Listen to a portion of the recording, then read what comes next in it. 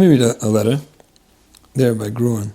I want to first thank you for all your classes, both about marriage and parenting, which you give with such clarity. I really appreciate it. It is very helpful. Thank you. This was actually dictated. This was left in a recording. And whoever wants could leave messages with questions on my hotline, 718-841-8400. I try my best to have them transcribed. Obviously, when somebody sends it in writing, it's easier, but I try to do that as well. We have, Baruch Hashem, a good marriage and 4 small children of young ages, which obviously takes a lot of patience and energy. I have, Baruch Hashem, a very dedicated husband who understands and helps in general. We both try very hard to do what we can to improve ourselves. We have normal ups and downs. Okay. There's one thing that I'd like to ask. I'll try to describe the situation so you understand the difficulties involved. I spoke to my husband a few times about this difficulty, and I don't see anything changed. You have spoken about this in the Seudah class, Parshat Seudah last year, but in the opposite direction, and I was not able to relate to the answer. Okay. Actually, the Seudah class that this woman is referring to was in Yiddish, so I decided to discuss it in English this time, and hope that's okay. Maybe more people will hear about that too. I will explain what our Shabbos table looks like, and then I will tell you what my difficulty is. Everything starts off in a good mood, pleasant, I'm fine, but after Kiddush, when I'm still giving out grape juice to the children, I can be busy with a child who is crying and the likes, which is normal with little kids. In the meantime, my husband runs off to wash, and he looks agitated that I'm not up to where he is. And he can sometimes even nudge me about why I'm not going faster. I try to tell him that I'm busy with the children. From there on as well, he likes going from one thing to the next very quickly. I try to stay calm, but he doesn't give me room for a break. He doesn't like when there are dips on the table before Kiddush. Everything needs to be clean and tip-top. And he will demand that everything be ready before Shabbos. And as much as I'd like it as well, and try my best, I think he could also help out a little bit with preparation before Shabbos. He doesn't do it. Back to the meal, everything goes one after the next, fish, soup, etc. He almost doesn't sing or say anything. There's none of the excitement or happiness that I saw by my parents. He doesn't say anything. He's busy reading Gilyonis while eating the fish, and I'm waiting for him to say or sing something, and nothing. He's just onto the soup. It's so unpleasant. I can sometimes point it out to him, and then sometimes he can even leave the table and go to the couch, and then everything just goes haywire. And that's where I lose it as well. I start bluesing. We both get nervous, and there's nothing left. Another point is that when I do try to sing or make something a little more exciting, he gets nervous. He doesn't like when I sing along, and obviously I can't always sing along. And when I ask him to sing, he sometimes does and sometimes doesn't. When my son gets older, maybe he will be able to engage with him too, but I feel there's definitely something missing from what I grew up with in my home and what he grew up with in his home. My question is, how can I bring this into my home? Another point is in the morning. I assume I'm not the only one with this problem. The men have a nice big kiddush in shul, and by the time he comes home, he says that he can't eat anymore. He can't move, so he sits on the couch. And by then, I'm after a few hours of dealing with the kids, and I'm hungry, and all I want to look forward to is a nice Shabbos meal. All I want is that when he comes home, we should make a meal together. I didn't just experience a big, huge kiddush the way he did. I do feel that he acknowledges my work, and he can even mention to the kids saying nice things about all that mommy does, and he can ask who took care and prepared and compliment about it, and I appreciate it. But my question boils down to how can I bring the happiness and lively attitude to my Shabbos meal? I feel that mommy prepares the meal and cleans, and it's on the husband to do this part. But maybe there's something I can contribute. I wish he wouldn't be busy just reading his papers. So my question is how to make the Friday night meal better, and in the morning when he comes home after having eaten and I'm hungry, how can I make that we just go on with the program and have a nice meal together? Thank you for your classes. They're helpful, and I listen to them when I do my work. Hashem should repay you. Okay, amen. So thank you for that question. As I mentioned, often when people refer to classes that I gave in the past, I didn't go back now and check my notes or listen to the class on Parshat Seudah. I'm assuming from what you're saying that it was probably about a husband complaining that his wife is out for lunch, as they say, no pun intended, and he's the one getting frustrated. His wife is not making it enough into a Shabbos meal. I don't know, but it just goes to show there's no predicting. Often when we hear people talking about problems, it sounds like, oh, so the women are complaining about the men about this thing, and the men are complaining about the women about that thing. And sometimes when you hear enough classes or situations or questions, or you're talking to somebody who's out there in the field, you realize that it's everywhere, all over the place, both ways. You have the men that are complaining about the women coming home late, and you have the women complaining about the men that aren't singing, and you have the ones that are complaining this way and that way. It's all over. Just recently I was talking to somebody who told me that his wife complains that whenever he wants to spend time with her, he offers to take her to a restaurant. She doesn't like that. Why, every time it's a restaurant, why can't we go on a walk? Why can't we sit on the couch and talk? And it was so funny because mamash the same day or a day earlier, somebody was telling me just the opposite. His wife complains, why can't we ever go to the restaurant? Yeah, you want to take a walk and talk, but take me out to a restaurant. So a lot of times when you hear these situations, it would almost look like, oh, wonderful, give this guy to that woman and this woman to that guy. This one will have a quick Shabbos meal because this man and that woman aren't interested in singing and talking too much, and this one is just the opposite. This one wants to go to restaurants, this one take a walk. It would be wonderful. Obviously, it doesn't work like that in real life. First of all, Hashem is the one that puts us together, and Hashem is the one that decides that almost every couple will have their differences, and you can't just match it up, and it's never just going to be that simple solution. And Hashem is always vegan. And this is the part about without lecturing about somebody else has it easier, somebody else has it better. The thing that's for me challenging, somebody else likes that, and the other way around. It doesn't work like that. We take what Hashem gives and we deal with it. And it is true. It is true that what one person does appreciate, somebody else doesn't. And this is how it is. But it's definitely both ways. Definitely men and women will sometimes feel this way. And anyway, whatever you think is normal, somebody else will think is not normal, and all that. So the first thing that I want to do before addressing the questioner is addressing the question. In other words, I definitely want to start by validating this letter. And not just because I'm being diplomatic and making this woman feel good, but because it's important for people to realize that, a Shabbos meal is an opportunity. It's a wonderful opportunity. It's an opportunity for you, for your family, for your children, for the Shabbos, for Hashem. And the fact that some people just either rush through it or don't know how to utilize it or don't know how to appreciate the opportunity and use it correctly, it's a shame. It is a shame. So when a woman is saying that she wishes it would be something like she grew up with or that he grew up with, and be more pleasant and more spiritual and more exciting and more everything, essentially she's right. She's right. She may not be right in her complaint necessarily, like I said before. Not everyone wants it, not everyone's obligated maybe, we'll talk about that, but she is right that this is really something. This past summer, I said a drusha in South Williamsburg about, for men in Yiddish, about the preparing for a Shabbos meal and understanding the opportunity of it, and trying your best to make the most out of it is definitely a shame when people don't do that. It's a shame. So I'm starting off by definitely validating that the meal by night, the meal by day, is not a question. Now the second part is that when a woman is asking for it, which means even if she wouldn't be asking for it, if you have a husband and wife who are both looking to just get through it and go back to the magazines and the newspapers, so even for them I would say it's a shame. It's really a shame. It comes once a week, and there's only that many opportunities you have to sit with your family and have that experience that really does something for everyone and use it properly, and it's a shame. Now, especially when you have a woman who's saying how much she wants it and asking for it and being expressive about it, and a husband who's maybe not being so considerate, again, I'm going to validate that she's definitely asking for something relatively normal, and especially the fact that it's important to your wife is reason to take this seriously. Not a question. At the same time, like with almost any issue where husband and wife aren't on the same page or not understanding each other, it's always important to just, flip the perspective a little bit and realize that, you have to be understanding, like I said before, that everyone sees things differently. One person thinks that this is the place to be mechanech the children, the Shabbos Seudah, and to use it properly. And some people say, okay, it doesn't have to be that way. There are other ways to do it. Or I can do it quickly. Or I don't relate to this thing. It's not my thing. That's not where I shine. I have my other places where I connect with my kids.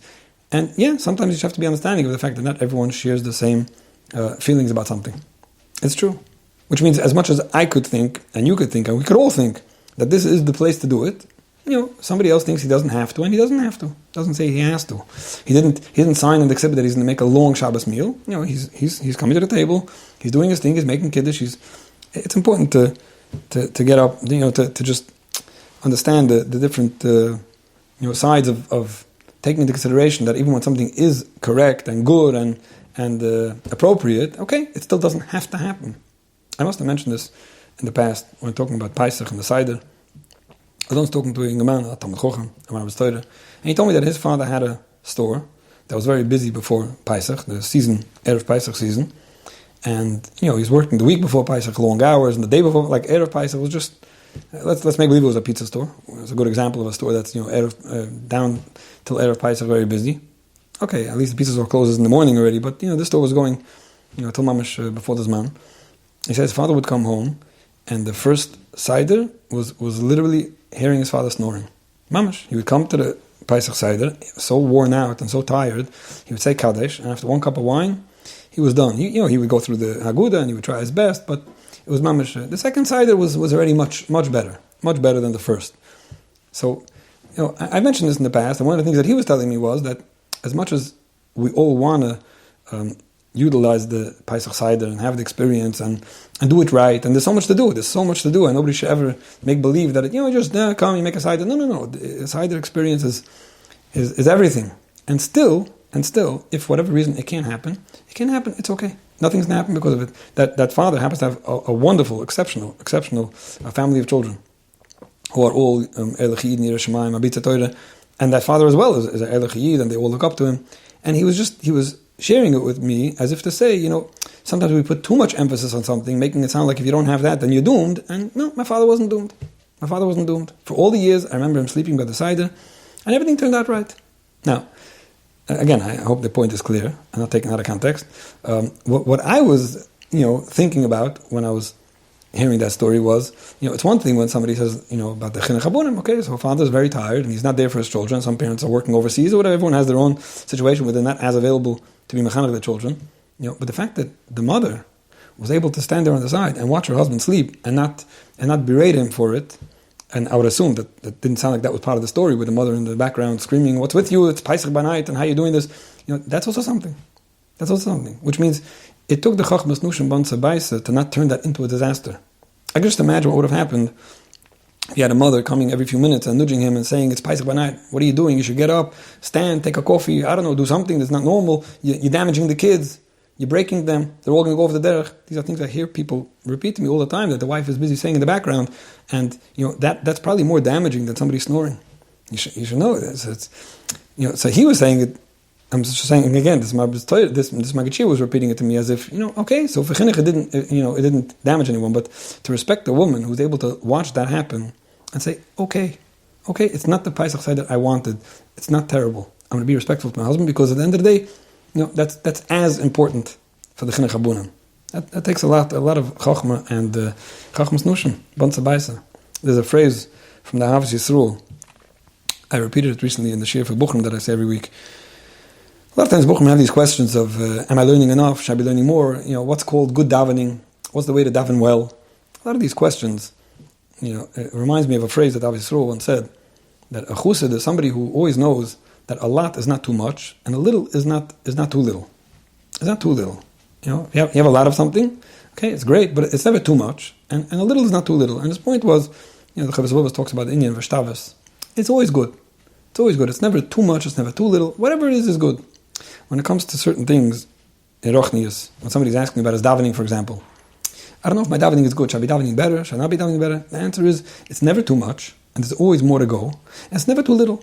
When you start getting OCD about my davening is not good, and it's really even better and even better, and you just get unhappy with yourself, it's time to calm down and say, it's not terrible. It's not terrible. It's okay. It's okay. You're yoitza. You're learning. You're being good. You're a good person. Don't get broken about it. Don't get nervous about it. And then sometimes people become too complacent, and they're saying, but it's really enough, right? No, it's not enough. It's never enough. So I think that this is a good example of a Shabbos table where, it's never enough. And if your question is, could I use this experience better? And use the Shabbos Seudah to my benefit and the Chinuch Habunim's benefit, and do it even better by singing more and preparing better and making it more exciting and more, not a question. So it's never enough. It's true. Don't think that it's good the way it is. Don't be silly. No, it's never enough. But if it's never too little either. The way it is, as long as it's functioning, sometimes it's good to just take it as it is and not get obsessed with the fact that it could be better or should be better. So this is always something that's important to assess properly. Now, after validating your request and position, and after giving perspective about how to navigate, before jumping to conclusions, I do want to be a little critical, and please don't take offense. Like I always say, I don't know who you are, nothing personal. I'm just reading a letter, and it could be that it's mamish not the way I said it or heard it or the way I'm in a nitpick. But I'm just saying it just for educational purposes. I'm just trying to point out different things that you may have been able to do better. That's just my point. Nothing more than that. And especially because at the end of the day, you didn't yet see the results that you are looking for. So I'm just picking up on different things that you may have been able to do better, simply because maybe that would have changed something. So there were 5 things that you mentioned. And again, I hope I'm not sounding too critical like that. There were 5 things you mentioned that when I read it, when I read this transcription over here, I was like, oh, that was silly. That was silly. So I'll tell you what they are. And they're typical. They're nothing bad. You say your husband's getting agitated, that it's taking you too long to move on and keep up with the pace, and I try to tell him that I'm busy. Again, nothing terrible. But a lot of times people tell me this, so I'm trying to tell him, I'm trying to explain. In the moment, trying to explain something when somebody's agitated means frustrated, it's emotional. Explaining something, which is very normal, and there's no reason to explain. He knows that you didn't go play a card game. He knows you're taking care of something. And just telling it to him, and you're trying to explain something to calm down how someone feels, that's usually not getting you too far. So explaining and debating and going into any logical explanation about why somebody shouldn't be feeling a certain way or why you're right or wrong is usually not helpful. You mentioned something about preparing for Shabbos and how much he wants it to be that way, and I think he can also help a little, but he doesn't. Now, again, I'm just nitpicking. You think he could help? Okay, it's nice to think, but it doesn't sound like you asked him to, and it could be you did. Very often, I hear this from people. Why am I doing it? I think my wife should be doing that. I think my husband should be doing more of that. The way I see it, it should be like that. Did you say so? I have to say so? Why do I have to do this? Well, if you don't say so and you're only thinking it, very often, it's a shame. You could just stop thinking it. Because thinking it is making you upset, and he's not picking up on what you're thinking. You also mentioned that I can sometimes point it out to him. It sounds like you're pointing it out to him during the meal, based on what you're relating over here. Pointing it out to somebody in the moment, regardless of how you do it, is almost always a mistake, right? Whenever I talk about communication, I always say, don't do it. Don't communicate in the moment. It's relevant, then it's emotionally challenging. It's hard for someone to hear it right now. Can you please sing a song now? I want to hear some Zmiris. Why can't you say it about Torah? Or can you slow down? In the moment, it's very hard for somebody to hear it. And that's usually not...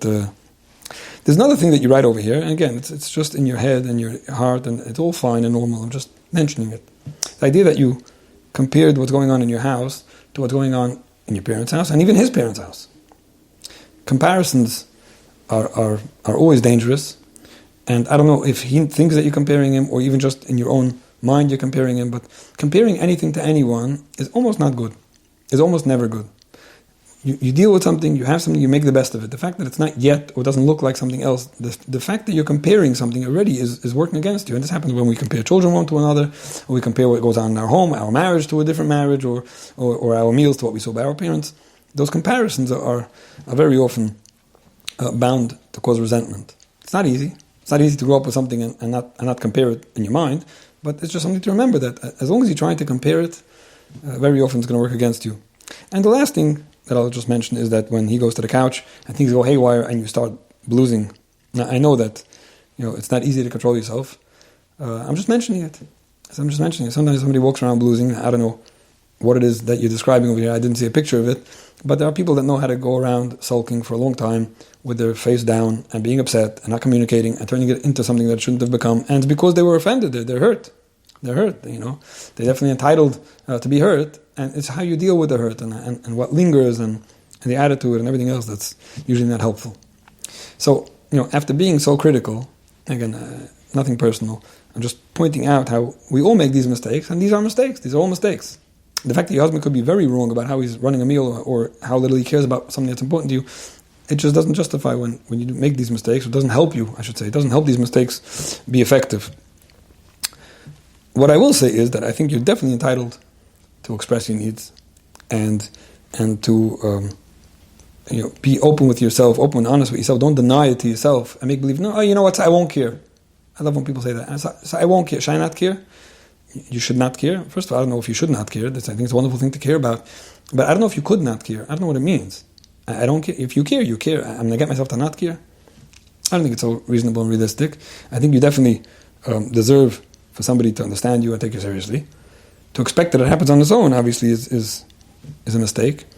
To wait for somebody to agree with you and feel the same way about you is also a mistake. An old mistake, where people get so passionate about a certain topic that they can't wait for the husband to hear this lecture, because now he'll realize that I'm right. Stop trying to get people to think the way you think. Stop trying to get people to agree with your requests. And stop trying to get people to guess what's on your mind. Say what you want and be happy if somebody is doing it, even if just for you.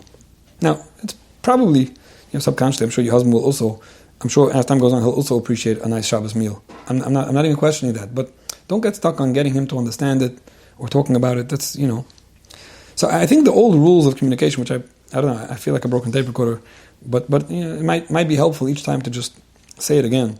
The old rules of communication and the old rules of trying to get anyone to take you seriously and take care of you and help you and do things the way you want are almost always valid. The first thing I'll say, which maybe this is like an introduction almost to all the rules of communication, is to make sure you're being reasonable and realistic. Now, it doesn't sound like this woman is not reasonable or realistic with what she's asking for. I'm just saying this because I know that I've heard similar situations with that unreasonable attitude. Yeah, my husband sings nice, but the meal's over in like an hour and a half. That's not. I want it to be like for 3-4 hours, really like spiritual, really uplifting. I heard someone say that they have a meal that goes on until midnight. When you talk like that, and it's true, some people do have those kind of Shabbos Seudah, and it's wonderful. You have to be reasonable with your request. At the end of the day, you're asking someone to do something different than the way he's used to do it, and it's natural for him to do it. You have to be realistic, knowing if he could even deliver such a thing, and if it's reasonable to get, if this is what most people are doing. So I'm just mentioning that whenever you want to get someone to do things the way you like, it's always important to check, talk to someone, see if you're being reasonable and realistic, because obviously in your own mind, we're all reasonable and realistic, but it has to make sense. It has to make sense. Regardless of it's having your husband come home before they make Kiddush in shul, or having your husband do things that are totally against his nature, you have to be reasonable and realistic. The second point, which has something to do with what I was being critical about, is timing a conversation. So important. Whenever you want to discuss something properly, find the right time. The right time is not a middle of the meal, that I can tell you, and it's probably also not right when he comes home from shul Friday night or Shabbos morning. It could be Thursday night, it could be when you take a walk, it could be when you tell him that it's something on my mind. If you don't mind, we can make some time for it. Sometimes it doesn't feel comfortable, and sometimes you feel too vulnerable, and sometimes he gets a little uneasy, but most often, when you talk about it when it's least relevant, or a good time, that's most helpful. Point number 3, I think, would be to make sure that you're not sounding, don't make it sound like it's a given. Don't make it sound like it's obligatory. Don't make it sound like what he's doing is wrong. Regardless of if he is or not. When you tell someone they're wrong, or you tell someone that this is the way it's supposed to be, everybody knows this is how it's supposed to be. All my friends told me, all my sisters told me. You can ask anyone you want. You'll see everyone's going to tell you you're wrong. Those things don't help. People do it because it makes them feel better that I'm presenting something stronger, and you're probably going to listen to me faster. And in parentheses, I won't have to be so thankful, because at the end of the day, you're only doing something normal. Don't do that. It's so much easier to make a simple request without the drama and without the importance of it, and without going to a chinuch lecture about how the kids are not getting what they should, and you can see it. Which leads me to the next point, which I often mention: make it about yourself, make it personal. I would appreciate it means so much to me, and you could explain to him that you understand him, and you could tell him how much you understand that not everyone is like you, and that maybe you're overdoing it, and that maybe you're just so passionate about it, even though really it's not so necessary. The more about you, it just makes it so much simpler. It makes it easier to ask instead of demanding. Right? So often people go into this. This is how it has to be, and you're going to do it from now on or not, and they wait for people to answer that they're going to do it, and they agree with them. Ask, be polite. And I also say, especially when it comes to something like this, where it seems that your husband's not into it the way you are, and maybe doesn't even understand exactly what you're looking for. And some people, it's just easier to be vague. It's easier to be vague, less specific. Let's try to make it more exciting. What does that mean? Okay, so he tried. He thought it was exciting. He said I'll give a lolly. That wasn't that exciting. Be specific. Specific doesn't mean that you're controlling and dictating how it has to be. Specific means you're being specific about what your request is. It would be meaningful to me if you say a short story there and you ask the children about it. Again, you could do it you could do it the way it works best for you, but this is what I'm asking for because that's what I appreciate. It doesn't have to be that way. But the more specific you are, the easier you make it for somebody to understand what you want. You make it easier for both of you to assess if it's being done. Otherwise, you thought it was exciting, I thought it was more boring. Oh, that's not what I wanted. More spiritual, more lofty, take longer. Be specific. And both when you're discussing such a thing and when it happens, Amitzvah Hashem, be thankful. Thank you for listening. Thank you for understanding. Thank you for this week, making it more exciting. But it's not really what I wanted yet, I know. But appreciate any amount of progress, any amount of improvement, any amount of consideration that someone's giving you. I think you'll definitely get a lot further. Now, Don't give up if there's no commitment or immediate change, because not always does a conversation make big changes right away. And don't wait for a commitment and feel like, okay, so I got you to say you're going to do it, and you said you're going to do it, why didn't you do it? You're talking, you're communicating, you're being nice about it, you're being understanding, you're being soft. Most often that will get you the best results, and things take time. Things take time. And things change also. You mentioned your kids are getting older, things change.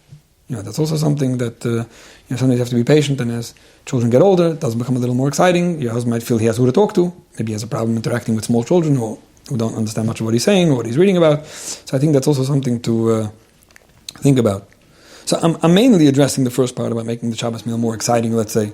But I think it's with everything like that, just expressing yourself gently about how you feel about us coming home from a kiddush, whether it's that he comes home too late or he comes home too not hungry enough, or the way he goes about the meal when he's not hungry and things like that. As long as you're doing it gentle, as long as it's about yourself, as long as you're ready to appreciate it, I think you'll definitely get furthest. And I'm going back to what I said before. At the end of the day, if it doesn't happen, it's probably not that much worse than the story I told you about the guy who was snoring by the Pesach Seder. It's not geschmack, and you don't like it, but sometimes there's ways to work with that instead of making it worse than that. Maybe you could come up with a way to make kiddush before he comes home. I don't think it's terrible. Maybe he'll be okay with that. You don't have to be so hungry when he comes home. And a lot of other ideas that I have for you, but the point is just to not get stuck on the way it has to be.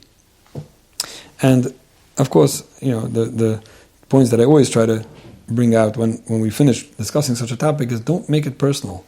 Regardless of how this isolated topic turns out, remember that this is what it is. It's not about how much he cares for you. It's not about how compatible you are. It's not about how much you could respect him. It's not about how selfish he is. Don't turn it into the global general idea. You wrote you have a good marriage, you have wonderful children, and the Shabbos meals are stressful. Okay, keep it at that. Don't make it personal. Don't turn it into a me, you, and everything and never, which happens in people's minds. They don't realize how it's happening slowly and developing into a huge monster and a volcano and a tornado, and sweeping in everything about them. And then in every conversation we're making a decision. Yeah, when it came to the Shabbos meal, you remember that? And so that's also. And if you care about the kids, then the Shabbos meal, and even if you don't say it, just having it in your head, try not to do that. I recently had an article in also discussing similar ideas in the Lakewood, in the Voice of Lakewood magazine. I think the article was printed already. I'm not even sure, but I remember editing it. And one of the things that I like to mention when I talk about the Shabbos meal is it's not only the Shabbos meal. The Shabbos meal is one of the amazing places and opportunities, and maybe the best, to connect with children and be mechanech and everything. You give a geschmack in Yiddishkeit and everything. But it's not only that. Sometimes when you don't have that and you get stuck on it, and it's like, okay, so I don't have that, so that's it. No, there's other places you can make a nice siyum, a nice Seudah Seder, and you can make a nice butter after the Shabbos meal when everyone benches and your husband goes off on the couch and you sit with your children with some nash on the table. There's other ways to do it. Don't get stuck on how it has to be, and keep on harping on, I'm going to make this work. You should try to make it work, but if you don't make it work, sometimes it's just it's like let's first recap. I think it's important to realize that yes, the topic of the Shabbos meal is important, very important, but not important enough or too important, to put everything else on the side. That's just seeing everything as in a relative, assessing it properly. I did point out where you may have gone wrong, just because I was looking to be critical and point out where people make these mistakes all the time of saying the wrong thing or doing the wrong thing, and then obviously it's not helpful. But it is important to communicate your needs and to not deny them to yourself or to your spouse. And when you ask for it the right way and you communicate nicely about it and you allow change to happen and you're very appreciative, most often that happens. And if it doesn't, then that's where you have to remember to not make it personal and maybe look for other ways to help with the chinuch of your children, which I think is very important to you. And like we started off with Vayishma Yisrael, I think husbands should think about what's really left over afterward, and even if you're very hungry, or even if you're very hungry or very not hungry, if you're very tired or very stressed out, but you realize that at the end of the day, it's all about the children. That's what our life is. It's more important than magazines and sleep and newspapers and other things and learning a lot of times. That's something that will get us to make the right decisions. I think for a lot of women in this situation to remember that a lot of what the children benefit from is seeing Tati Mami on the same page and being respectful to one another. And Mitzvah Shem, when we have all these things in mind, we'll have both nachas from our children and be able to live together.